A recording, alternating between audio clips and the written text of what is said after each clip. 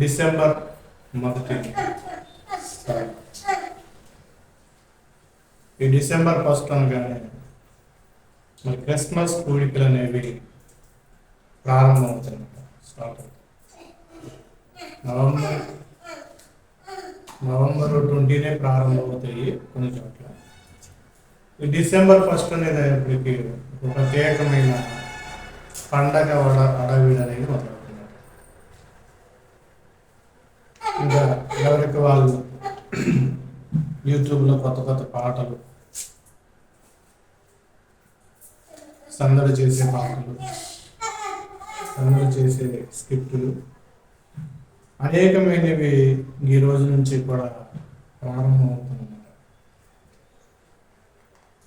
ఆచారంగా మరి క్రిస్మస్ను ఆచరించడం అనేది చాలా పొరపాటు. దేవుడు ఏదైనా సరే చెప్పాడంటే కనుక ఆ విషయాన్ని మనిషి ఖచ్చితంగా చేయాలి. దేవుడు చెప్పని విషయాలను మనిషి చేయడం వల్ల మనిషికి వచ్చే నష్టమేమీ ఉండదు. మనిషి ఏమనుకుంటాడంటే అది చేస్తే తప్ప, అది చేస్తే పొరపాట, ఇది చేయకూడదా అని ఎదురు ప్రశ్న అడిగే ఆలోచనలోనికి మనిషి వెళ్ళే తప్ప దేవుడు చెప్పేది చేస్తే మనకు వచ్చే ఉపయోగం ఏంటని ఆలోచించే ఆ ధోరణిలోనికి మాత్రం మనిషి రావాలి. ఎన్ని విధాలుగా మనిషిని లేదా క్రైస్తవుని చర్చ చేయాలని చూసినా కానీ ఆ వ్యక్తి అంతకంతకు తప్పిపోతున్నాడు తప్ప సరిచేయడానికి. అయితే ఈరోజు ఒక ఆలోచన విధానమైన పాఠాన్ని ధ్యానం చేసుకుందాం. దేవుని యొక్క ప్రత్యక్షత. దైవ ప్రత్యక్షత అనేది మానవుడికి కావాలి. ఆనాటి నుండి ఈనాటి వరకు కూడా దేవుని యొక్క ప్రత్యక్షతను చూడాలని లేదా దేవుని ప్రత్యక్షతను కోరుకునే వ్యక్తులు ఎవరు కూడా కనిపించట్లేదు. పాత నిబంధనలో పూర్వకాలంలో ప్రవక్తలు, దేవుని యాజకులు, దేవుని భక్తులు దేవుణ్ణి చూడాలి, దేవుని ప్రత్యక్షత చూడాలి. దేవుని ప్రత్యక్షత కోసం వాళ్ళు పరితపించారు. దేవుని గురించి దేవుణ్ణి చూడాలన్నాక వాళ్ళకున్న అబ్రహాము గారే కానీ, మోషే గారే కానీ, యాకోబు గారే కానీ వీళ్ళందరూ కూడా దేవుణ్ణి చూడాలి. దేవుణ్ణి చూస్తే నా జీవితం ధన్యమవుతుంది. దేవుణ్ణి చూడాలన్న ఆలోచనతో వాళ్ళు దేవుణ్ణి అడగటం అనేది కూడా మనకు కనిపిస్తుంది. దేవుణ్ణి చూడడం అనేది ఆనాటి భక్తులకు అనేది సాధ్యము కాదు. దేవుణ్ణి చూడాలన్న విషయం వారికి సాధ్యం కానప్పుడు మరి దేవుడికున్న ఆలోచన ఏంటంటే కనుక తనను తాను ప్రత్యక్షపరచుకోవాలి.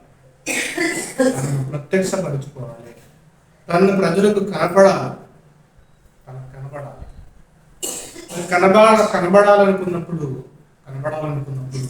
ఆయన ఎలా మానవునికి ప్రత్యక్షమైంది అనేది మనం చూడగలిగితే కనుక ఒక విషయం యేసుక్రీస్తు ప్రభువు వారు ఆనాటి ప్రజలకు దేవుడు ప్రత్యక్షమైన ఒక విషయాన్ని ఇక్కడ తెలియజేస్తున్నారు. యోహాను సువార్త 5వ అధ్యాయం 37వ వాక్యాన్ని మనం చూడగలిగితే మరియు నన్ను పంపిన తండ్రియే నన్ను గూర్చి సాక్ష్యం ఇచ్చుచున్నాడు. మీరు ఏ కాలమందైనను ఆయన స్వరం వినలేదు, ఆయన స్వరూపము చూడలేదు. ఏ కాలమందైనను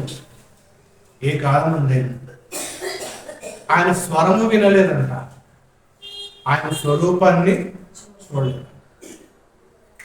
యేసుక్రీస్తు వారే స్టేట్మెంట్ ఇస్తున్నారు. సత్యదేవుడైన యేసుక్రీస్తు వారు, ఎందుకంటే ఆయన అబద్ధం, ఆయన తెలియజేస్తున్న విషయం ఏంటంటే కనుక ఏ కాలమందైనను ఆయన స్వరాన్ని వినలేదు, ఆయన స్వరూపాన్ని మీరు చూడలేదు అన్నారు. ఇదే యోహాను సువార్తలో మొదటి అధ్యాయం 18వ వచనం కూడా చూస్తే,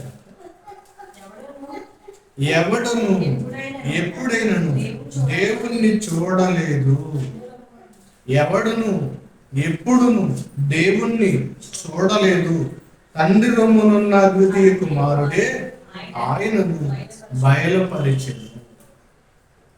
ఎవరును ఎప్పుడును తండ్రిని చూడాల, దేవుణ్ణి చూడాలి. దేవుడు తనను ప్రజలకు ప్రత్యక్షపరుచుకోవడానికి, తెలియజేసుకోవడానికి దేవుడు దేవదూతల ద్వారా దేవుడు ఏం చేశాడంటే మాట్లాడాడు. దేవదూతలను పంపించాడు, అబ్రహాం దగ్గరికి పంపించాడు. ఏదో అబ్రహాము, లోతు ఉన్న ప్రాంతాన్ని నేను సొదొమని పాడైపోతాను, కాబట్టి నేను ఎదురుగా దేవదూతలు వస్తారని దేవదూతలు పంపించారు. దేవదూతలు వచ్చారు, వారికి ఆతిథ్యం ఇచ్చినప్పుడు స్వీకరించారు, తిన్నారు. ఎక్కడ చూసినా గాన దేవదూతల ప్రత్యక్షతతో, దేవదూతలు మాట్లాడటంతో దేవునికి మానవులకి దేవదూతలు మధ్యవర్తి వహించే కాలాల్లో దేవుని ప్రత్యక్షత అనేది వాళ్ళు చూడలేకపోయారు. దేవదూతల ద్వారా మాట్లాడతాం, దేవదూతల స్వరం. అందుకే నిర్గమకాండం 33వ అధ్యాయంలో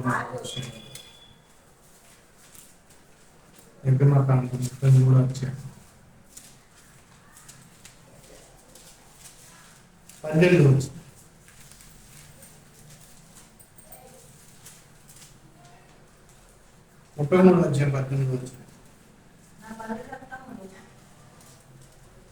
అతడు దయచేసి నీ మహిమను నాకు చూపుమనగా. 33:10. అతడు దయచేసి నీ మహిమను నాకు చూపుమనగా ఆయన నా మంచిదనమంతయు నీ ఎదుట కనపరచదు, యెహోవా నామము నీ ఎదుట ప్రకటించదు.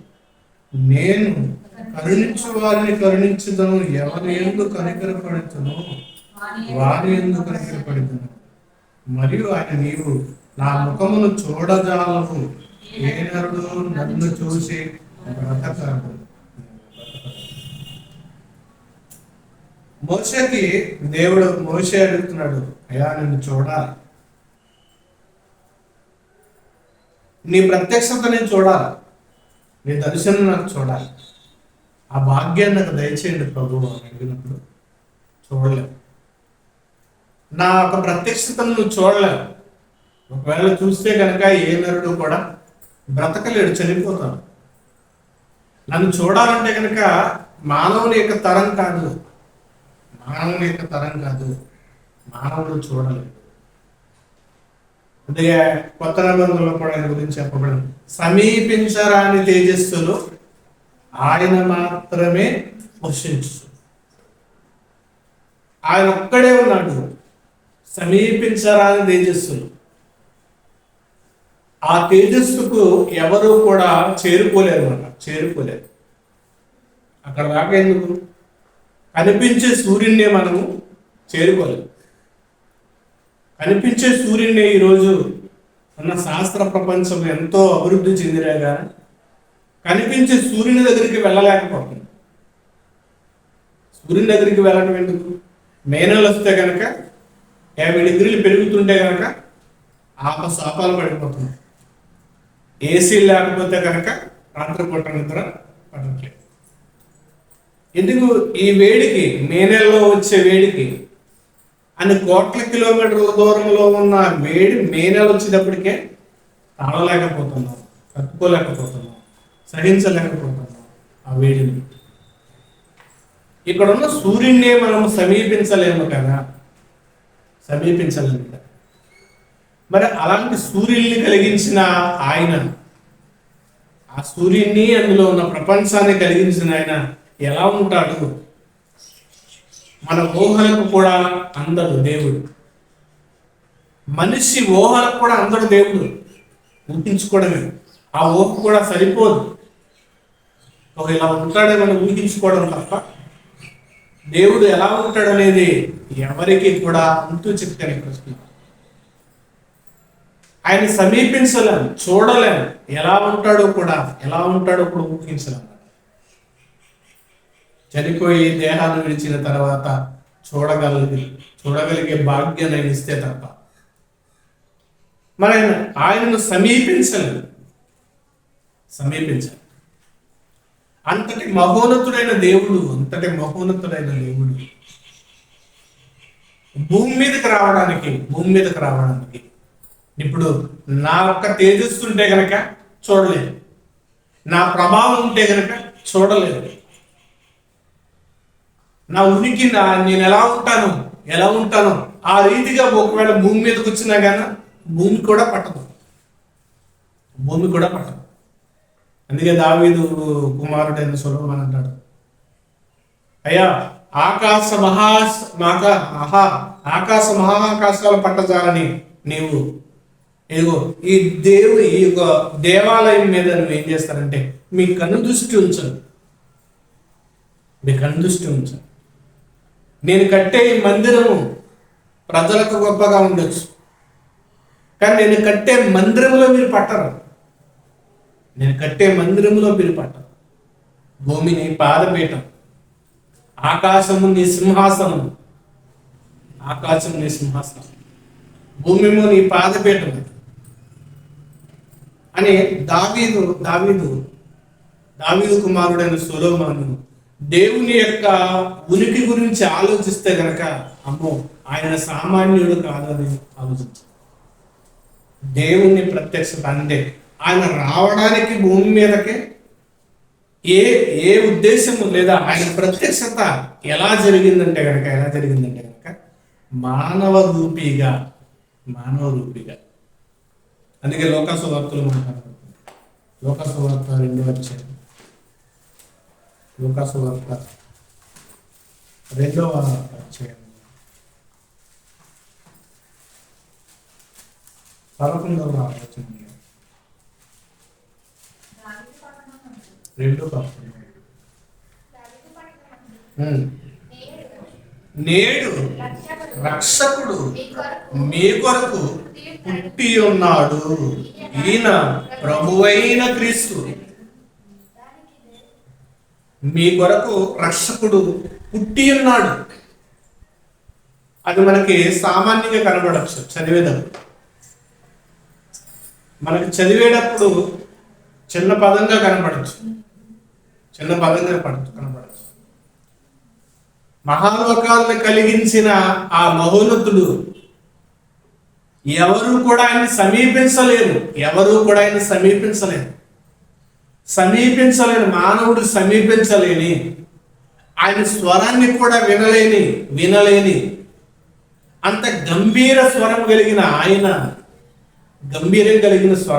ఆయన, ఈ మానవ కోటిని, ఈ ప్రపంచాలను నిర్మించిన ఆయన ఎలా వచ్చాడంటే గనక దావీదు పట్టణమందు రక్షకుడు మీ కొరకు పుట్టి అన్నాడు. మన కొరకు రక్షకుడు పుట్టాడంట. రక్షకుడు పుట్టాడు. ఆయన జన్మించుకోకుండా పెద్ద వ్యక్తిగా రాలేడంటే కనుక రావచ్చు. యేసుక్రీస్తు వారు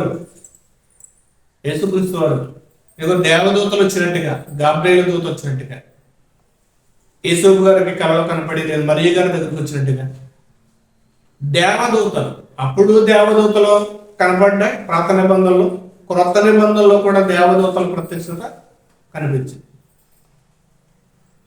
అలా దేవదేవతలాగా లేదా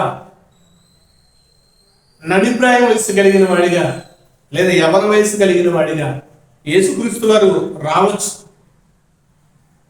కానీ యేసుక్రీస్తు వారు ప్రత్యేకంగా బాలుడిగా జన్మించు. ఒకవేళ యేసుక్రీస్తు వారు కనుక యవన వయసులో వచ్చుంటే కనుక, పరలోకంలోంచి వస్తే కనుక నీకు బాల్యం గురించి తెలియదు అని ఆయన అనొచ్చు.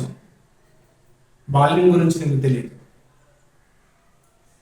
అందుకే యేసుక్రీస్తు వారు మానవుని దర్శించడానికి లేదా దైవం ప్రత్యక్షత ఎలా జరిగిందంటే, దైవ ప్రత్యక్షత ఇది దేవుని యొక్క ప్రత్యక్షత మానవాళ్ళందరికీ కూడా కనిపించడానికి, మానవాళ్ళందరినీ దర్శించడానికి ఆయన మన శరీరాన్ని ధరించుకోవడం, మన శరీరం మరియ గారి గర్భాన్ని జన్మించి ఇదిగో మీ కొరకు రక్షకుడు పుట్టి ఉన్నాడు, పుట్టవలసి వచ్చింది అంటే మహాలోకాలు కలిగించిన ఆయన, ఆకాశం ఆయన సింహాసనముగా ఉంటే కనుక ఇప్పుడు నేను నుంచున్నాను, ఈ డయాస్ అనేది నాకు ఇక్కడ వరకు వచ్చింది. నేను నుంచుంటే అంటే ఇంతవరకు ఉంటే కనుక నేను ఇంకా దీనికి మించి హైట్ ఉన్నాను. మరి ఆయన ఇంకా ఈ మహాకాశాలకే ఇంకెంత ఉన్నాడు? ఈ మహాకాశాలకి ఎంత ఉన్నాడు? ఎలా ఉన్నాడు ఆయన? మరి అంతటి ఆకారం కలిగిన ఆయన చిన్న దేహంలోనికి బాలుడిగా ప్రత్యక్షమవలసి వచ్చింది. బాలుడిగా భూమి మీదకి రావాల్సి వచ్చింది. ఇదిగో అందుకే అక్కడ యోహాను నిర్గమాకాండంలో మనం చూసాం కదా, నిర్గమాకాండం 38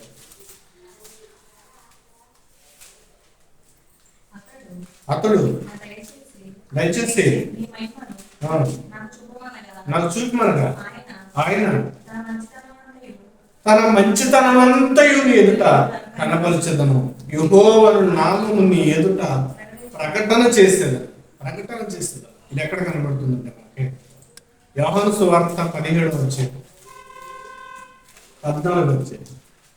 యోహాను సువార్త 14వ అధ్యాయం 8వ వచనం చూడండి. అప్పుడు పిలుపు, ప్రభువా తండ్రిని మాకు కనపరచును, మాకంతే చాలని ఆయనతో చెప్పాలి. పిలుపు కూడా దేవుని ప్రత్యక్షతను చూడాలనుకున్నాడు, కానీ దేవుడు ప్రత్యక్షమైన సంగతి వాళ్ళు గ్రహించలేదు. ఇప్పటికే యేసుక్రీస్తు వారు ఈ భూమి మీదకి వచ్చారని చాలా మంది నమ్మని వాళ్ళు ఉన్నారు. యూదులే నమ్మట్లేదు, యూద జనాంగమే నమ్మని వారుగా ఉన్నారు. యూద జనాంగము కూడా యేసుక్రీస్తు వారు ప్రత్యక్షమయ్యాడు, మానవుడిగా వచ్చాడని నమ్మట్లేదు. ఇప్పుడు పిలుపు కూడా అడుగుతున్నాడు. అప్పుడు పిలుపు, ప్రభువా తండ్రిని మాకు కనపరచును, మాకు అంతే చాలని ఆయనతో చెప్పగా, యేసు పిలుపు, నేనెంతకాలం నీ యొద్ద ఉండినను నీవు నన్ను ఎరగవా? నన్ను చూసిన వాడు తండ్రిని చూసి ఉన్నాడని గనుక తండ్రిని మీకు కనుపరచమని ఎలా చెప్పుచున్నావు? తండ్రి నాయందును, తండ్రి యందు నేనును, నా యందు తండ్రియు ఉన్నామని నీవు నమ్ముటలేదా? నేను మీతో చెప్పుచున్న మాటలు నా ఎంతట నేను చెప్పుటలేదు, తండ్రి నా యందు నివసించు తన క్రియలు చేయుచున్నాడు. తండ్రి యందు నేనును, నా యందు తండ్రి ఉన్నామని నమ్ముడి, లేదా ఈ క్రియల నిమిత్తము నమ్ముడి అన్నాడు. అందుకే ఇక్కడ అన్నాడు, ఆయన నా మంచితనమంతయు ఎదుట కనపరచెదను, యెహోవా నామము నీ ఎదుట ప్రకటన చేశాడు. అదే యేసుక్రీస్తు వారు చేశాడు. ఇదిగో పరలోకమందున్న మా తండ్రి,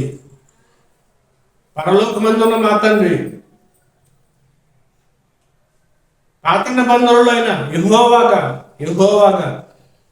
ఉన్నవాడుగా అనువాడుగా ప్రత్యక్షపరుచుకున్నాడు, తెలియజేసుకున్నాడు దేవదూతల చేత. తర్వాత యేసుక్రీస్తు వారు ఇదిగో దేవుడు కనపరుచుకునేలాగా, ఇదిగో మానవుడుగా ఈ భూమి మీద ప్రత్యక్షమైంది. మానవుడిగా ఆయన ప్రత్యక్షమయ్యే ఆ ప్రత్యక్షత ఇదిగో మానవాళ్ళందరికీ కూడా అవసరము, మానవాళ్ళందరికీ అవసరం. ఎందుకు ప్రత్యక్షం అవ్వాలి యేసుక్రీస్తు వారు? ఎందుకు ప్రత్యక్షం అవ్వాలి? ఇప్పుడు మోషే గారు అయితే కనుక అయ్యా మిమ్మల్ని చూడాలి అనుకున్నాడు. పిలుపు కూడా అదే అడుగుతున్నాడు. చూస్తే చాలు, చూడాలి.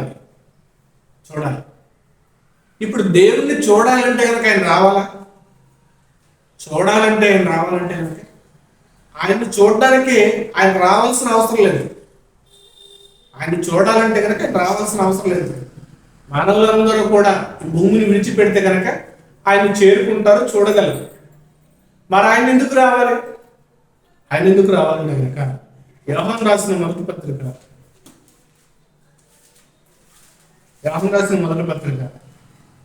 ఆయన ప్రత్యక్షత ఎందుకంటే కనుక 3:5 యోహాను రాసిన మొదటి పత్రిక 3:5 పాపములను తీసివేయుటకై ఆయన ప్రత్యక్షమాయెను అని మీకు తెలియను. ఆయన యందు పాపమేమీ లేదు. పాపములను తీసివేయడానికి యేసుక్రీస్తు వారు ఎందుకు వచ్చారంటే కనుక, ఎందుకు ప్రత్యక్షమయ్యాడు భూమి మీదకి? మానవ రూపీన మానవ దేహాన్ని ధరించుకుని కన్యమరియ గర్భాన్ని ఎందుకు జన్మించవలసి వచ్చిందంటే కనుక పాపమును తీసివేయడానికి ప్రత్యక్షమయ్యాడు. పాపమును తీసివేయడానికి. మనం ఆయన చూడాలని లేదా భక్తులు చూసినట్టుగా కాదు, పాపమును తీసివేయడానికి మానవ రూపిగా ఆయన ప్రత్యక్షం అవ్వాల్సి వచ్చింది. ఇదిగో ఆజ్ఞలు దేవుడిచ్చాడు, నిబంధనలకు దేవుడిచ్చినప్పుడు. ఇది 613 ఆజ్ఞలు దేవుడు ఇచ్చాడు. ఈ 613 ఆజ్ఞలు కూడా మనిషి ఏం చేయలేకపోతున్నాడు అంటే కనుక నెరవేర్చకపోవడం వల్ల ఆజ్ఞ అతిక్రమణ పాపం అవుతుంది. ఈరోజు పాపం అంటే కనుక ఏంటో అని అనుకుంటారు. పాపం అంటే కనుక ఆజ్ఞను అతిక్రమించడం. కొన్ని వారం చెప్పినట్టు ఒక పచ్చటి మైదాన భూమిలో ఉండవలసిన ఆ పశువు, ఎప్పుడైతే ఆ పచ్చటిని దాన్ని కాలదాన్ని తొక్కేసి ఎడారి భూమిలోనికి పరిగెత్తుకుని వెళితే ఎలా ఉంటుందో దేవుని ఆజ్ఞను విడిచిపెట్టడం కూడా అలాంటిదే. ఇలా మానవుడు ఏం చేశాడంటే కనుక దేవుడు అన్ని ఆజ్ఞలు ఇచ్చినప్పుడు వాటిని మీరాడు, దాటినప్పుడు మనిషి ఏమైపోయాడంటే కనుక పాపము చేశాడు. ఆజ్ఞ అతిక్రమం. పాపం అంటే కనుక మాట వినకపోవటం, దేవుడికి నచ్చినట్టుగా బతకకపోవటం, దేవుడు చెప్పినది చేయకపోవటం పాపం. ఆదాము అవ్వ అదే చేశాడు. ఈ ఆజ్ఞ అతిక్రమణ పాపం మనుషులందరి మీద కూడా ఏం చేసిందంటే కనుక పెత్తనం చేసింది. పాపం మనుషులందరి మీద పెత్తనం చేసింది, అందరిని ఏలుతుంది. మరి అందరిని ఏలుతున్నప్పుడు అందరూ కూడా పాపం యొక్క ఆ బానిసల్లో బ్రతుకుతున్నప్పుడు మరి వారిని విడిపించడానికి లేదా వెల చెల్లించి ఇప్పుడు అందరూ కూడా బానిసలుగా అయిపోయారు, పాపానికి బానిసలైపోయారు. మరి ఆ బానిసలైపోయినప్పుడు వారిని విడిపించడానికి వెల కావాలి. ఆ వెల చెల్లించేది ఎవరి దగ్గర ఉంది? ఆ వెల తీసుకుని వచ్చేది ఆ ధనము ఎవరి దగ్గర ఉంది? ఎవ్వరు కూడా సరిపోరన్నమాట. ప్రవక్తలు కానీ, యాజకులు కానీ, మేకలు కానీ, గొర్రెల యొక్క రక్తము కానీ ఏది కూడా విమోచించలేకపోతుంది. ఒక్కసారిగా ఇదిగో ప్రభువైన యేసుక్రీస్తు వారు వెల చెల్లించడానికి వెల చెల్లించడానికి. అందుకే యేసుక్రీస్తు వారు ఒక ఉపమానం కూడా చెప్తారు. ఒక తండ్రి ఇదిగో దేశాంతరము పోయి ఇదిగో పొలాన్ని ఒకడికి కౌలుకిచ్చారు. ఇస్తే ఇదిగో ఆ కౌలుకిచ్చిన ఆ పొలం ఏదైతే ఉందో ఇదిగో యాజకుడు వచ్చాడు, పనివాడిని పంపించాడు దాని యొక్క కౌలు తీసుకురమ్మని. కానీ వాడిని కొట్టి తరిమేశాడు. తర్వాత పెద్ద పనివాడిని పంపించాడు, వాడిని కొట్టి తరిమేశాడు. అప్పుడు కొడుకును పంపిస్తే ఇదిగో ఈ వారసుడు వస్తున్నాడు, ఇతన్ని మనము చంపిస్తే కనుక ఈ పొలం మనదవుతుంది అనుకుంది. అలా చంపితే మనదవుతుంది అనుకున్నది ఎవరంటే కనుక అపవాది. చంపితే మనదవుతుంది అనుకుంది అపవాది. కానీ యేసుక్రీస్తు వారు బలి అయితేనే ఆ బలికి ఆ త్యాగానికి ఇదిగో రక్షింపబడతామన్న ఉద్దేశాన్ని వారు గ్రహించారు. ఆయన బలి అయినది, ఆయన త్యాగమైనది ఎందుకు చేయాల్సింది వచ్చిందంటే కనుక వెల చెల్లించాల్సి వచ్చింది. ఆ వెల ఏంటంటే కనుక ప్రభు అయిన యేసుక్రీస్తు వారి యొక్క ప్రాణత్యాగం. ఆయన ప్రాణత్యాగం చేయడానికి యేసుక్రీస్తు వారు మానవ రూపిగా ఆయన ఏమవ్వాల్సి వచ్చిందంటే కనుక ప్రత్యక్షం అవ్వాల్సి వచ్చింది. ఆ ప్రత్యక్షతే యేసుక్రీస్తు వారు భూమి మీద జన్మించడం. ఆయన జన్మ సామాన్యమైనగా జరిగినది కాదు, ఆయన రాక సామాన్యంగా జరిగినది కాదు. ఎందుకు ఆయన రాక జరిగిందంటే కనుక పాపములను తీసివేయటకు ఆయన ప్రత్యక్షమయ్యాడు. పాపములు తీసివేయడానికి ప్రవక్తలు చూడాలనుకున్నారు, చూడలేకపోయారు. పిలిపాడు అడుగుతున్నాడు, అయ్యా మిమ్మల్ని మేము చూడాలి, తండ్రిని మాకు చూపించాలన్నారు. తండ్రిని మాకు చూపించాలన్నప్పుడు ఇదిగో నన్ను చూసిన వాడు తండ్రిని చూసి ఉన్నాడు. ఇదిగో నేను ఎందుకు వచ్చానంటే కనుక ఇదిగో పాపమును తీసివేయాలి. పాపం అనేది ఎవరు తీయలేని యొక్క మనిషికున్న ఒక గమ్ము లాంటిది మాట.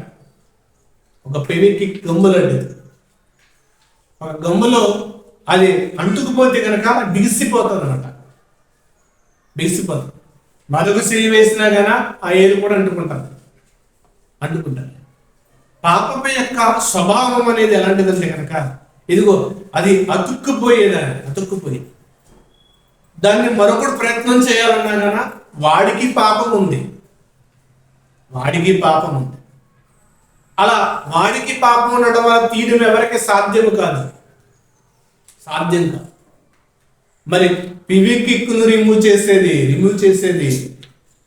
ఇదిగో ఏదైతే ఉందో ఇదిగో పాపాన్ని రిమూవ్ చేయడానికి ఇదిగో ప్రభువైన యేసుక్రీస్తు వారి యొక్క రక్తము.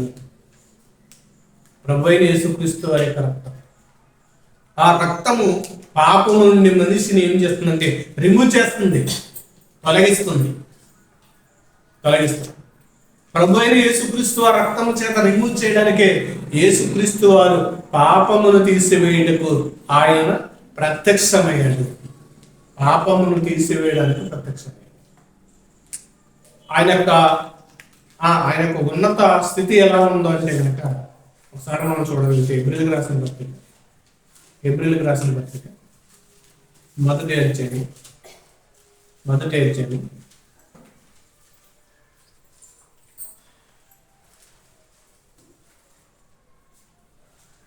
2వ వచనం. ఈ దినముల అంతమందు కుమారుని ద్వారా మనతో మాట్లాడెను.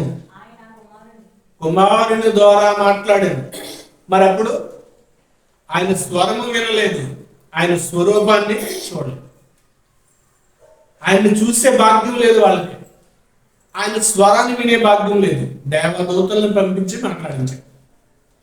దేవదూతల ద్వారా స్థిరపరచబడిన వాక్యం ఇక్కడ చెప్తారు. దాని తర్వాత ఈ దినముల అంతమందు కుమారుని ద్వారా మనతో మాట్లాడెను.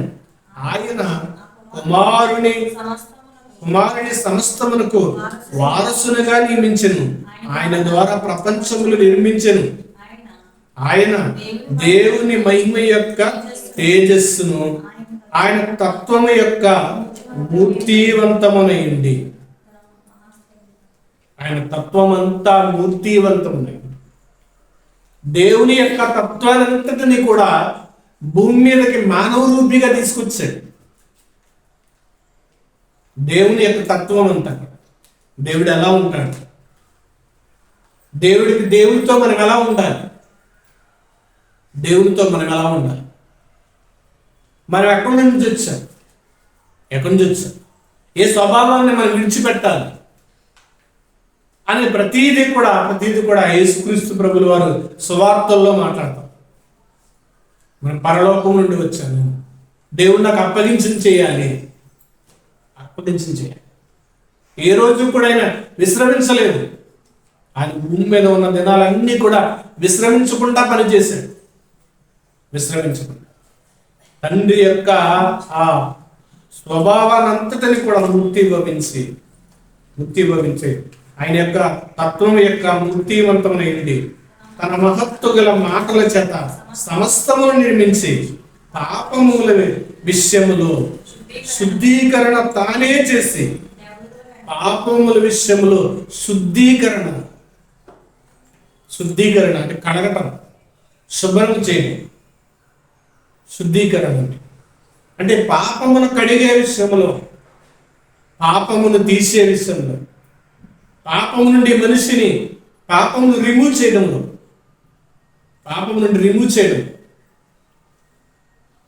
ఆ రిమూవ్ చేయడం అనేది ఇదిగో ఆయన మాత్రమే చేయగలడు. ఇక నేను ఫొటోస్ని బ్యాక్గ్రౌండ్ రిమూవ్ చేస్తాను. ఆ ఫొటోస్ ఆ పాంప్లెట్ చేస్తున్నప్పుడు రిమూవ్ చేస్తే కనుక, ఒకప్పుడు రిమూవ్ చేయాలంటే కనుక ఇలా తీసుకువెళ్ళి ఇలా కట్ చేసుకుంటూ రావాల్సి వచ్చింది. అప్పుడు తల కట్ అయిపోయేది, కొంచెం స్టంట్ కట్ అయిపోయేది. రిమూవ్ బి అని వచ్చింది. అది అలా క్లిక్ చేస్తే చాలు, విత్-ఇన్ 5-6 సెకండ్లకి మొత్తం రిమూవ్ చేసేస్తుంది. నా బ్యాక్గ్రౌండ్ ఏదైతే ఉందో నా ఫోటోలో అదంతా కూడా రిమూవ్ చేయాలి. నేను తీసుకువెళ్ళలాగా ఆ టెంప్లైన్లో పెట్టేసి నేను చేసుకోగలను. ఒకప్పుడైతే చాలా కష్టం. అలాగే ప్రభు అయిన యేసుక్రీస్తు వారు ఇక్కడికి ఈ భూమి మీదకి రాకముందు మనిషి పాపమును రిమూవ్ చేయడం అనేది చాలా కష్టం.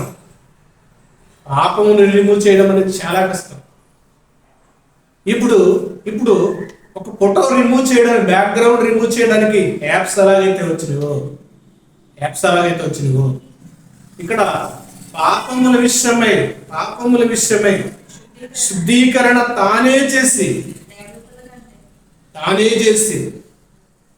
ఒకప్పుడు ఏదైనా కట్ చేసుకోవాలంటే ఎవరికి వాళ్ళే ఫోటో షాపులు అయినా సరే వాళ్ళే కట్ చేసుకునేవారు. పెన్ టూల్తో కట్ చేసుకుంటారు. పెన్ టూల్ పెట్టి కట్ చేస్తారు ఫోటోని, ఎలాగా వెనకాల ఏమీ లేకుండా కట్ చేస్తారు. ఇప్పుడు క్యాప్స్ వచ్చినాయి, కట్ చేయక్కర్లేదు, వాటికి కట్ చేసి ఇచ్చేస్తున్నాయి. మరి పాపముల విషయంలో శుద్ధీకరణ తానే చేసి దేవదూతల కంటే ఎంతో శ్రేష్టమైన నామము పొందెను. వారి కంటే అంత శ్రేష్ఠుడై ఉన్నత లోకమందు మహామహుడగు దేవుని కుడి పార్శ్వమున కూర్చుని ఉన్నాడు. ఈయన మన పాపములకు శుద్ధీకరణ చేశాడు. పాపములకు శుద్ధీకరణ చేయడానికి, తీసివేయడానికి, కడగడానికి ఆయన ప్రత్యక్షమయ్యాడు. పాపములను తీసివేయడానికి ప్రత్యక్షమయ్యాడు. ఈ ప్రత్యక్షత లేకపోతే కనుక మనిషి పరలోకం వెళ్ళలేడు. పాపమును తీసివేయడానికి ప్రత్యక్షం కావాలి. లేదా దేవుడు నాకు ఏదన్నా ధనాన్ని ఇవ్వడానికో, ఐశ్వర్యాన్ని ఇవ్వడానికో, లేకపోతే దేవుడు నాకు ఆశలు ఇవ్వడానికో ప్రత్యక్షం అవ్వడానికే కాదు. దేవుడి ప్రత్యక్షత పాపం అనేది తీసివేయలేదు. అప్పు అయితే కనుక కష్టపడైనా తీర్చుకోవచ్చు.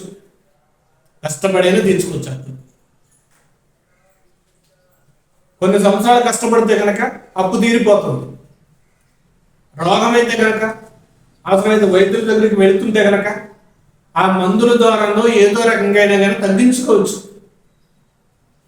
వైద్యుల ద్వారా తగ్గించుకునే అవకాశం ఉంది రోగాన్ని. కాలు లేకపోతే కనుక దానికి మరలా కాలు అమరుస్తున్నారు. ఈరోజు ఒక టెక్నాలజీతో కాలు అమర్చేస్తున్నారు. పరిగెత్తగలుగుతున్నాడు, రన్నింగ్లో పాలు పంచుకుంటున్నారు. చేయలేకపోయిన వాళ్ళు కూడా చేయి అమరుస్తున్నారు టెక్నాలజీ ఉపయోగించి. కానీ పాపాన్ని తీసివేయడానికి మరో ఛాయిస్ లేదు, ఇంకో ఛాయిస్ లేదు. మరలా ఎవరు కూడా దానికి ఛాయిస్ ఇచ్చేవారు లేదు. ఒక షాపులో ఇచ్చిన ఆఫర్ మరొక షాపులో ఇవ్వగలరు, మరొక షాపులో దొరుకుతుంది. ఆ షాపు వాడు చూసి నేను ఎందుకు ఇవ్వకూడదని షాపు వాడు ఇవ్వగలదు. కానీ పాపాన్ని తీసేస్తానని, పాపాన్ని తీసేంత క్యాపబిలిటీ, పాపాన్ని తీసేంత శక్తి, పాపాన్ని తీసేంత అంత అవకాశం ప్రభు అయిన యేసుక్రీస్తు వారికి తప్ప ఇంకెవ్వరికి లేదు.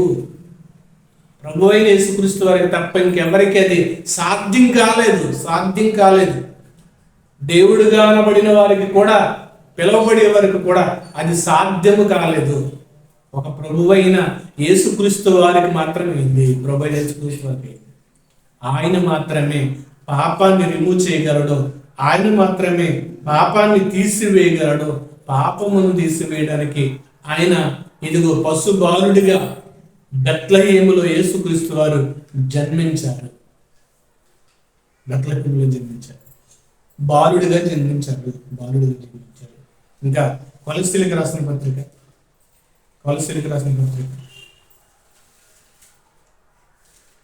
మొదటి అధ్యాయం 15. ఆయన అదృశ్య దేవుని స్వరూపి, సర్వ సృష్టికి ఆది సంభూతుడై ఉన్నాడు. ఆయన అదృశ్య దేవుని స్వరూపి, కనబడిన దేవుని స్వరూపమైన, కనబడని దేవుని యొక్క స్వరూపము పాపాన్ని తీసివేయడానికి ప్రత్యక్షం అవ్వాల్సి వచ్చింది మానవుడిగా. ఆయన అదృశ్య దేవుని స్వరూపము, సర్వ సృష్టికి కూడా ఆయన ఆది సంభూతుడు, అంటే ప్రారంభకుడు. ఆది సంభూతుడు అంటే కనుక దాన్ని సృష్టించిన వాడు ఆయనే, ప్రారంభించిన వాడు ఆయనే, ఈ సృష్టిని ప్రారంభించిన వాడు ఆయనే, ఇంకెవరు లేదు. ఇది ఆదిని సృష్టించాడు, సమస్తాన్ని సృష్టించిన ఆయన పాపాన్ని లైన్ చేయడానికి కూడా ఏదో భూమి మీదకి రావాల్సి వచ్చింది. ఆదిని, అందులో ఉన్న సమస్తాన్ని, సృష్టిని కూడా సృష్టించిన ఆయన, అదృశ్య దేవుని స్వరూపం ఉన్న ఆయన, కనబడని యొక్క దేవుని యొక్క ఆ స్వరూపం మొదట మనం ఆలోచించాం. ఆయన్ని ఊహలకు కూడా అందడు. ఆయన ఎలా ఉంటాడు అనేది ఊహలకు కూడా అందడు. ఎలా ఉంటాడు, ఎంత ఉంటాడో, ఏ మెటీరియల్గా ఉంటాడో కూడా ఊహించడానికి కూడా అసలు ఎవరికి కూడా అంతు చిక్కదు. మరి అలాంటి ఈ ఆది సంభూతుడైన ఇదిగో పాపమును తీసివేయడానికి ప్రత్యక్షం అవ్వాల్సి వచ్చింది. అంతటి ఆయన్ని భూమి మీదకి రప్పించడానికి, భూమి మీదకి తీసుకొచ్చింది ఏంటంటే కనుక ఒక పాపం కొరకు, పాపాన్ని తీసివేయడం కొరకు. అంతటి ప్రభావం కలిగిన ఆయన భూమి మీదకి రావాలి. ఇంతటి ఈ యొక్క భూమి మీద మానవ దేహాలు 60-70 కేజీలు లేకపోతే 6 అడుగులు ఈ మనిషి కోసం ఇదిగో దేవుడు ప్రత్యక్షం అవటం ఏంటి? ఇంతటి చిన్న మానవుల కొరకు. అందుకే మానవ జీవితం ఏమైనా గొప్పదా? ఆవిరి వంటిది, బుడగ వంటిది, ఇంతలో కనబడి అంతలో మాయమైపోయే ఆవిరి వంటి వాడు. చూడండి, ప్రతిరోజు కూడా యాక్సిడెంట్లు, ప్రాణాలతో, వ్యాధులతో, రోగాలతో ప్రతిరోజు కూడా మనిషికి మనశ్శాంతి లేని యొక్క జీవితం లాంటి జీవితం మనిషి యొక్క జీవితం. ఏమైనా మంచి ఏమైనా ఉందా మనిషిలో అంటే కనుక ఏ కోశాన కూడా మంచి అనేది లేదు. పగలతో, కక్షలతో, కోపాలతో, ఎప్పుడూ కూడా ఇక దేహంలో ఉన్న కోరికలతో మనిషి అది కావాలి ఇది లేదన్న రగిలిపోతున్న ఈ యొక్క మానవ దేహాల కోసం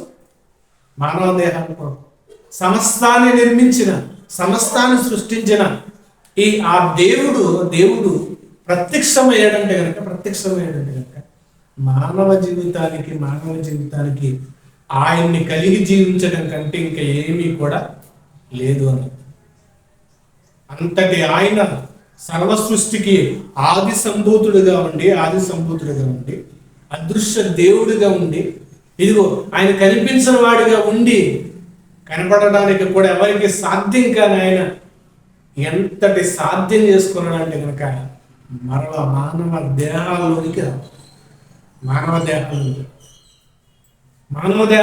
ఎందుకు వచ్చాడంటే కనుక ఇదిగో పాపములను తీసివేయడం, పాపాన్ని నుంచి మనిషిని కాపాడడానికి, పాపాన్ని నుంచి మనిషిని కాపాడాలి, రక్షించాలి. ఇదిగో నేను వెళ్ళకపోతే కనుక మనిషికి పాప విముక్తి అనేది ఉండదు.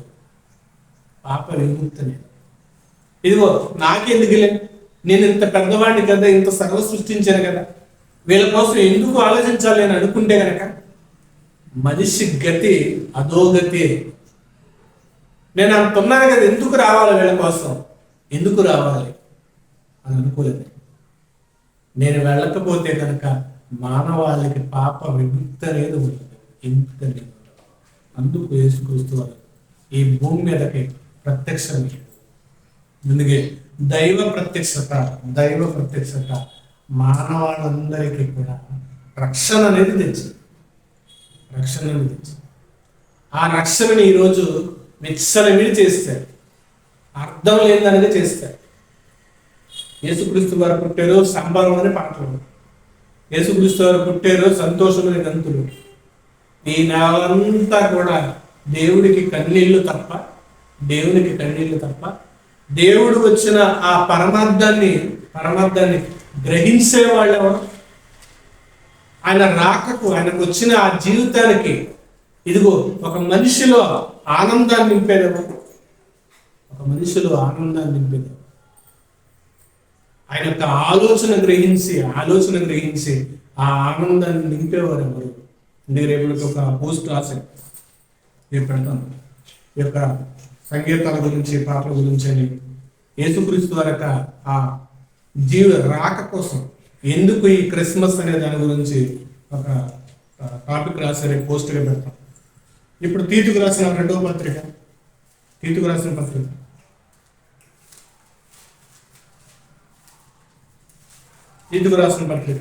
2వ అధ్యాయము 13వ వచనం.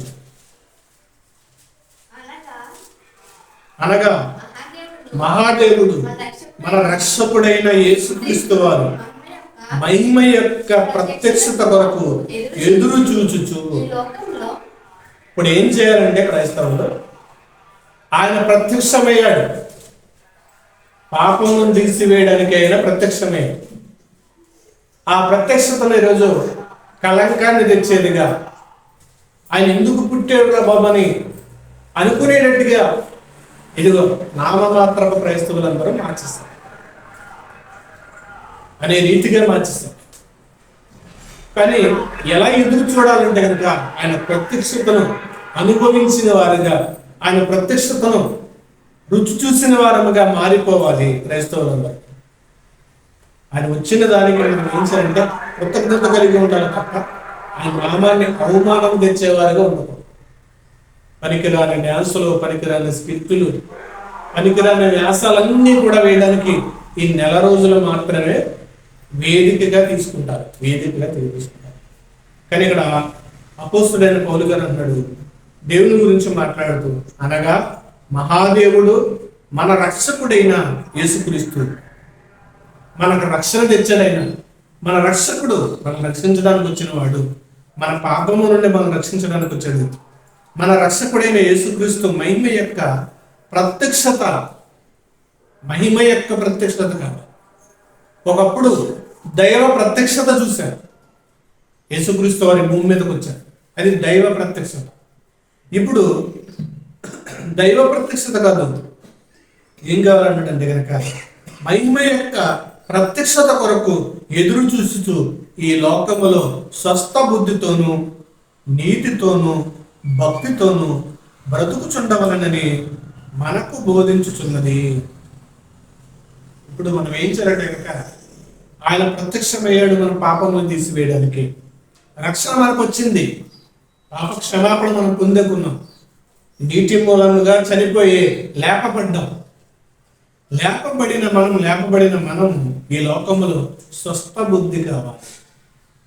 స్వస్థ బుద్ధి అంటే మన బుద్ధి చెడిపోకూడదు, మన బుద్ధి పాడైపోకూడదు, మన బుద్ధి మలినమైపోకూడదు, స్వస్థత ఉండాలి. ఇప్పుడు భక్తితో మనం ఏం చేయాలంటే కనుక బ్రతకాలి. దేవుడు చెప్పిన ఆజ్ఞల్లో మనం నడుచుకోవాలి. ఆజ్ఞలలో మనం దీపమించుకుంటూ నడవాలి. మనం చీకటిలో ఒక మనిషి వెళ్ళాలంటే కనుక వెలుతురు అవసరం, లైట్ కావాలి. అలాగే ఈ లోకంలో మనం బ్రతకాలంటే కనుక ఆజ్ఞలు పట్టుకుని వెళ్ళాలంటారు. ఒక కొవ్వొత్తులు తీసుకుని వెళుతున్న చీకటిలో బాటసారి ఎలాగైతే జీవిస్తాడో అది ఆరిపోకుండా దాన్ని అలా పట్టుకుని ఎటు గాలి వేస్తాడు అడ్డు పెట్టుకుని ఆ చీకటికి గమ్యానికి వెళ్ళడానికి ఎంత జాగ్రత్త కలిగి ఉంటాడు ఒక బాటసారి. క్రైస్తవ జీవితం కూడా అలాంటిది. ఆజ్ఞలు అనేవి మనం పట్టుకుంటా వెళ్ళాలి, అంటే ఆజ్ఞలతో మనము నడుచుకుంటా జీవించాలి. ఆజ్ఞలు అనేది మనం జీవిస్తూ అదే స్వస్థ బుద్ధితోనూ నీతితోనూ భక్తితోనూ బ్రతుకుచుండవలని మనకి లేఖనాలు బోధిస్తాయి. స్వస్థ బుద్ధి కావాలి. బుద్ధి లేదు, బుద్ధి లేని పాటలన్నీ రాస్తున్నారు, బుద్ధి లేని డాన్సులన్నీ చేస్తున్నారు, బుద్ధి లేని కార్యక్రమాలన్నీ కూడా ఈ నెల విరామం లేకుండా చేస్తారు, విరామం లేకుండా. కాబట్టి దేవుడు మన కొరకు ఎందుకు రావాల్సి వచ్చింది అని తెలిసినప్పుడు విచ్చలవిడిగా ఎవరు కూడా ఆయన యొక్క మహిమ మనకు అర్థమైనప్పుడు ఆయన ఎంత ఆ స్థితిని ఎంత వైభవాన్ని విడిచి వచ్చేసాడో అని తెలిసినప్పుడు మనం ఏం చేయమంటే కనుక మరలా దేవునికి దూరంగా బ్రతకం.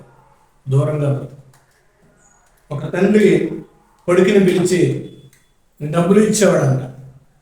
డబ్బులు ఇస్తున్నప్పుడు అతడు విచ్చలవిడిగా ఖర్చు చేసేవాడంట. ఒకరోజు పిలిచి, ఇదిగో నీకు పాకెట్ మనీ అనేది ఇవ్వను, నేను నువ్వే కష్టపడి సంపాదించి నా దగ్గరికి తీసుకురామంటే కనుక ఎక్కడో ఫ్రెండ్స్ దగ్గరికి వెళ్ళి ఒక 5 రూపాయల కాయిన్ తీసుకుని వచ్చాడు. ఇది సరిపోదని బావిలోకి పడేశాడు. నువ్వు కష్టపడి తీసుకురాను. ఆ రోజు పనిచేసి కష్టపడి ఆ డబ్బులు తీసుకుని వచ్చాడంట. తీసుకొచ్చి తండ్రికి చేతిలో పెడితే దాన్ని కూడా తీసుకుని బావిలో పడేశాడు. అప్పుడు ఆ కొడుకు ఏమనిపించిందంటే, అరే ఆ రూపాయి రావడానికి నేను చాలా కష్టపడవలసి వచ్చింది, ఎందుకు అలా పడేస్తారని బాధ కలిగింది. చాలా బాధపడ్డాడంట, ఎందుకు పడేశారు. చూసావా, నీదిగా నువ్వు కష్టపడినప్పుడు ఎంత బాధ నువ్వు బాధగా తెలుస్తుందో నీకు. ఈరోజు క్రైస్తవులకు కూడా విచ్చలవిడిగా అలవాటు పడి జీవిస్తున్నారు. కష్టపడి దేవుని కొరకు బ్రతకడం అలవాటు చేసుకోవట్లేదు. కష్టపడి దేవుని కొరకు బ్రతకడం అలవాటు తీసుకుంటే కనుక భక్తి అనేది వస్తుంది. దేవుడు వచ్చాడంటే కనుక స్వేచ్ఛ వచ్చింది అనుకుంటున్నాం. యేసుక్రీస్తు వారు జన్మించారంటే కనుక సంబరం అనుకుంటున్నాం. సంబరం అనేది ఎవరికంటే కనుక ఒక పాపి జీవితంలో మాత్రమే సంబరం కావచ్చు. ఒక పాపి జీవితంలో యేసుక్రీస్తు వారు అతనిలో ఉదయించినప్పుడు మాత్రమే అతనికి కలిగే ఆనందమే సంబరం. అది తీసేసి సంబరం అనే పాటలతో, స్టెప్పులతో, మ్యూజిక్లతో గంతులు వేసేవారుగా మారిపోతారు. ఇది కాదు యేసుక్రీస్తు వారి యొక్క రాకకు పరమార్థం ఇది కాదు. యేసుక్రీస్తు వారి యొక్క రాక కష్టాన్ని క్రైస్తవులు తెలుసుకోవాలి. ప్రతి మనిషి కూడా ఆలోచించాలి. ఆలోచిస్తే కనుక దేవుని యొక్క ప్రత్యక్షత అనేది మనకి తెలుస్తుంది. దేవుని ప్రత్యక్షత అర్థం చేసుకుంటే కనుక మనిషి స్వేచ్ఛగా జీవించాలనుకో. ఈరోజు మనుషులు క్రైస్తవులందరికీ కూడా స్వేచ్ఛ వెతుక్కుంటున్నారు. ఇది చేస్తే తప్పు కాదు, ఇది చేస్తే తప్పు కాదు, ఇది తిన్నా తప్పు కాదు, ఇది చేస్తే దేవుడు ఏం చేయలేదు. అది అంతకన్నా ఒక పాపం కాదు కదా, దాన్ని శిక్షించేస్తాడు దేవుడు. ఒక లాయరుకి లొసుకులు తెలుస్తాయి. ఒక లాయర్కి ఆ లాలో ఉన్న లొసుకులు తెలుస్తాయి. లా చదివిన ఆ లొసుకులను బట్టి ఏం చేస్తారంటే వాళ్ళు తప్పించుకునే ప్రయత్నం చేస్తారు. లా చేసిన వాళ్ళు. క్రైస్తవులు కూడా ఏం చేస్తున్నారంటే, పాస్టర్స్ ఏం చేస్తున్నారంటే లొసుకులు వెతుక్కుంటున్నారు. ఒక దానికి సంబంధం లేని దాన్ని మరొక దాని దగ్గరికి తీసుకొస్తున్నారు. ఇది చాలా పెద్ద పాపం. ఇది దేవుడు ఒక విషయాన్ని చెప్పాడు, దాన్ని ఇంకో దగ్గరికి తీసుకురాకూడదు. దేవుడు చెప్పిన దాని దగ్గరే చూడాలి. దేవుడు చెప్పని దాని దగ్గర ఆ ఫార్మల్ ఉపయోగించకూడదు. దేవుడు ఎక్కడైతే ఆ లా చెప్పాడో ఆ లా అనేది అక్కడ మాత్రం ఉపయోగించాలి. అక్కడ ఉపయోగించినప్పుడు అక్కడ దేవుడు చెయ్యొద్దు అన్నాడంటే కనుక అక్కడ ఆగిపోవాలి. ఆ ఫార్ములా తీసుకొచ్చి ఇంకో చోట ఉపయోగించకూడదు. అది దేవుడు చెప్పినది కాదు. దేవుడు చెప్పే ఫార్ములని ఈరోజు ఏం చేస్తున్నారంటే కనుక తప్పుగా ఉపయోగిస్తున్నారు. వాక్యం అంటే కనుక రెండంచుల ఖడ్గము. మరి వాక్యం అనేది నువ్వు తప్పు చేసినా తెగుతుంది, వాక్యాన్ని చెరిపేసినా తెగుతుంది, ఎలాగైనా తెగుతుంది. కానీ ఆ వాక్యముతో జనాలు ఏం చేయకూడదంటే కనుక చెరపకూడదు. తప్పు త్రోవలోనికి మనిషిని తీసుకుని వెళ్ళకూడదు. దేవుడు ఒక ఆజ్ఞ ఇచ్చాడంటే కనుక ఆ ఆజ్ఞకి మనిషి ఏం చేయాలంటే కనుక శిరసా వహించాలి, కట్టుబడాలి తప్ప ఇదిగో దానికి రిలేటివ్గా ఏమైనా అవకాశం ఉంటుందేమో అని మనిషి ఏం చెప్పకూడదు, వెతకకూడదు. ఇది దేవుని యొక్క నియమం. కాబట్టి మనము మహిమ యొక్క ప్రత్యక్షత కొరకు ఎదురు చూసేవారంగా, మహిమ యొక్క ప్రత్యక్షత కొరకు మనం వేచి చూసేవారంగా సిద్ధపడదాం. దేవుని ప్రత్యక్షత అనేది ఒకప్పుడు జరిగింది. అది యేసుక్రీస్తు వారి యొక్క జననం. ఆ జనన ప్రత్యక్షత అనేది మనిషి యొక్క పాపాన్ని తీసివేయడానికి. పాపం తీసివేసిన తర్వాత మనము ఆయనకి కృతజ్ఞత కలిగి ఉండాలి. పాపం తీసివేయబడింది కదని విచ్చలవిడిగా బ్రతకూడదు. స్వేచ్ఛను కోరుకోకూడదు. కృతజ్ఞత కలిగి జీవించాలి. దేవా, నాకు ఎంత భాగ్యాన్ని ఇచ్చారు. నాకు ఇచ్చిన భాగ్యము సామాన్యమైన భాగ్యం కాదు. పాపంతో నేను ఉంటే, మీరు రాకపోతే నేను చనిపోయి నరకానికి వెళ్ళిపోవాలి. కానీ నా మీద కరుణ చూపించి, నా మీద జాలి చూపించి, ఎంత ప్రేమ చూపించవయ్యా, ఎంత జాలి చూపించవని ఆయన మీద అవసరమైతే ప్రేమ గీతాలు రాసుకోవచ్చు, ప్రేమ కావ్యాలు రాసుకోవచ్చు, లేదా మనసారా స్థుతించవచ్చు, లేదా ఆయన కోసం పరితపించవచ్చు. ఇది మానేసి ఇదిగో లోకములో ఉండే ఆనందాన్ని, లోకములో వదిలేసిన ఆనందాన్ని ఇదిగో క్రైస్తవ జీవితంలో కూడా పొందుకోవాలి, అనుభవించాలని చూడడం అనేది పొరపాటు. అది అలా చేస్తే కనుక దేవుని యొక్క ఆ పరమార్థం అనేది పోతుంది. దేవునికి ఉన్న అర్థాన్ని మార్చేసేవారు అయిపోతారు. కాబట్టి దేవుని ఆ పరలోకపు యొక్క ఆ స్థితిని వదిలేసి వచ్చాడంటే చూడండి. ఒకవేళ నాకు కొన్ని కోట్లు ఉంటే కనుక ఆ కోట్ల నుండి నేను సామాన్యమైన జీవితాన్ని జీవించడానికి నేను ఇష్టపడను. ఒక కోట్లు ఉంటే కనుక సామాన్యమైన జీవితాన్ని నేను జీవించను. ఎందుకంటే ఈరోజు సామాన్యంగా ఉన్న వాళ్ళే ఇదిగో గొప్ప వాళ్ళు అవ్వాలని కోరుకుంటున్నాను. సామాన్యంగా ఉన్న వాళ్ళే గొప్ప వాళ్ళగా ఉండాలి, గొప్పగా జీవించాలి అని అనుకుంటున్నాను. గొప్పగా ఉన్నవాడు సామాన్యమైన జీవితానికి ఎందుకు వస్తాడు? కానీ ప్రభువైన యేసుక్రీస్తు వారికి ఆయనకున్న ఆ స్థితి, ఇదిగో సర్వ సృష్టికి ఆది సంభూతుడిగా ఉండి, ఇదిగో ఆ సృష్టిలోనే ఒక మట్టి ముద్దగా మానవ రూపిగా జన్మించడంటే కనుక ఇది సామాన్యమైన ఆలోచన కాదు, సామాన్యమైన పని కాదు, సామాన్యమైన పని కాదు. దాన్ని ఈ విషయాన్ని మనము ఎప్పుడు మర్చిపోకూడదు, ఎప్పుడు మర్చిపోకూడదు. ఈ విషయాన్ని మనం మర్చిపోయామంటే కనుక మనం దేవునికి దూరం అవుతున్నాం. కాబట్టి ఈ విషయాన్ని మనం ఎప్పుడు జ్ఞాపకం చేసుకుంటూ ఆయన మన పాపము తీయడానికి ప్రత్యక్షమయ్యాడు. మరలా ఆయన మహిమ యొక్క ప్రత్యక్షత కొరకు ఎదురు చూసుకునే వెళ్ళే వరకు కూడా భక్తితోనూ మనం దేవుని యొక్క ప్రత్యక్షతతోనూ స్వస్థ బుద్ధితోనూ మన బుద్ధిని పాడు చేసుకోకుండా స్వస్థ బుద్ధి గలవాలే, బుద్ధి కలిగిన కన్నికల వలె, ఆయన చేరే కన్నికల వలె, ఆయనతో ఉండే కన్నికల వలె, ఆయనతో జీవించే వారిగా ఉండడానికి సిద్ధపడదాం. ప్రార్థన చేసుకుందాం.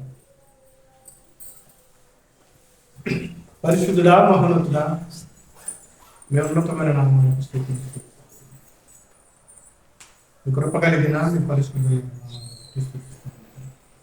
అయినా మా కొరకు మీరు లోకానికి రావాలంటే మహామహిమను విధిస్తారు. సర్వ సృష్టికి ఆది సంభూతుడు ప్రతిదీనైనా మీ కనుసైగతోనే మాట్లాడగాలి, మీ కనుసైగతోనే జీవించాలి. ప్రతిదాన్ని కూడా నైనా చూస్తున్నారు మీరు, ఈ సృష్టి ఎలా పెరుగుతున్నారు. మహామహుడు ఏంటి నా కొరకు ప్రత్యక్షమవడానికి మానవ రూపిగా ఈ లోకానికి వచ్చారు. ఈ లోకానికి వచ్చిన ఆ ప్రత్యక్షతను మేము ఆయన మర్చిపోకుండా మరలా మీరు రాబోతున్న ప్రత్యక్షత కొరకు మేము ఎదురు చూడడానికి మాకు స్వస్థ బుద్ధి తెలియదు, మా బుద్ధికి స్వస్థత లేదు. మా బుద్ధి పాడైపోకుండా, మా మనసు పాడైపోకుండా తండ్రి మీకోసం ఆలోచిస్తూ తండ్రి మిమ్మల్ని చేరడానికి మేము సిద్ధపడడానికి సహాయం తెచ్చింది. అటు కృపణ భాగ్యాన్ని మీకు అందరికీ నాకు అనుగ్రహింపు చేసి మీ కృప చేత మమ్మల్ని స్థిరపరిచి నడిపించండి. మీ ఆత్మను సహాయాన్ని, మీ సన్నిధిని, మీ కృపను మాకు అనుగ్రహింప చేసి బలపరచండి. మీ కృపా సహాయాలతో మమ్మల్ని నింపి స్థిరపరచండి. మీ కార్యక్రమం, మీ వాత్సల్యంతో మా బిడ్డలందరినీ జ్ఞాపం చేసుకుని స్థిరపరచమైనైనా ఈ యొక్క 30 దినముల క్రిస్మస్లోనైనా విచ్చలవిడితనం అయిపోతున్న బిడ్డలకి మార్పును కలిగించండి, అది రక్షణ కలిగించండి. అయినా లోక ఆచార వైపు వాటి వైపునైనా వెళ్ళిపోతున్న వారి మనసులో మార్చండి, వారికి మరొక అవకాశం ఇవ్వండి, మీ వైపుకు మళ్లించండి. కొంతలో కొంతైనా ప్రయత్నం చేసి తండ్రి మీ మాటల ద్వారా వెళుతున్న పోస్టులు, నేను రాస్తున్న పోస్టులైనా కొందరికైనా మార్పు కలిగించే వాటిగా సహాయం దయచేయండి. అవి చదివైనా వారు ఆలోచించడానికి, వారి మనసులో మార్చుకోవడానికి సహాయం దయచేయండి. అటు కృపను భాగ్యాన్ని అనుగ్రహింప చేసి మీ పరలోక రాజ్యంలో అందరూ కలిసి చేరుకోవడానికి సహాయం కృపను అనుగ్రహింప చేయబట్టు క్రీస్తు వారికి ప్రార్థించని వేడుకుంటున్నాము.